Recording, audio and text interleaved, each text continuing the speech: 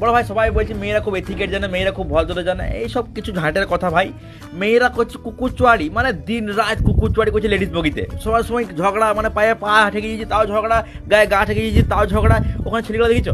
আমি আগের দিন বগিতে বসে বসে অন্ডকোষ চুল করেছি, আর ছেলে বলছি কী করছি ভাই? আমি অন্ডকোষ চুল করেছি। বলছি আমার একটা চুল কিনতে ভাই, আমার হাতে দুটো ব্যাগ আছে। 5 মিনিট আমি বাকায়দা ওখানে দাঁড়িয়ে অন্ডকোষ চুল করলাম। আমার ছেলেটা আরামে ঘুম চলে এলো। এটাকে বলে সামাজিকতা, ভ্রাতৃত্ব, ব্রোকোড, ব্রাদারহুড। মায়ের এক মা, সরি দুটো মা একই ভাই। কি বলছে আলবাল কি। বড় ভাই আগের দিন আমি ট্রেন ধরতে গেছিলাম, আমি অলরেডি লেট হয়ে গেছি। আমি ভাবলাম সামনে যে বগিটা পেয়েছি সেই বগিটা চেপে যাই। সঙ্গে সঙ্গে মহিলা বলছে না না চাপবে না, লেডিস বগি সামনে জেনারেল বগি যায়, ওড়ে যান প্লিজ চাপবে না দাদা, প্লিজ চাপবে না।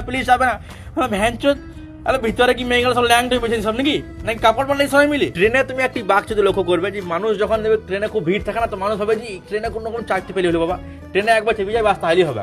আর ট্রেনে যদি অল্প ভিড় থাকে তখন মানুষ ভাবে যে সালা একটি সিট পেয়ে গেলে খুব মজা লাগে, ধরে একবার বসতে পাই, কাকা আপনি হয়ে যাবেন, বাস এই বাক্স যদি করে। আর যদি ট্রেনের সিটগুলো ফাঁকা থাকে তখন ভাববে যে সালা জানলা ধারে সিটে পেয়ে গেলে খুব মজা লাগে, দূরে। আর যদি গোটা ট্রেনটা ফাঁকা থাকে, গোটা যদি বগিটাই ফাঁকা, তখনই করবে কি, তখন জানলা ধারে গিয়ে ব্যাগটা রাখবে, তারপরে বসবেই না, তারপর গোটা বগিটা তো পাইচারি করি বলে যে এইদিকে একবার ওইদিকে একবার।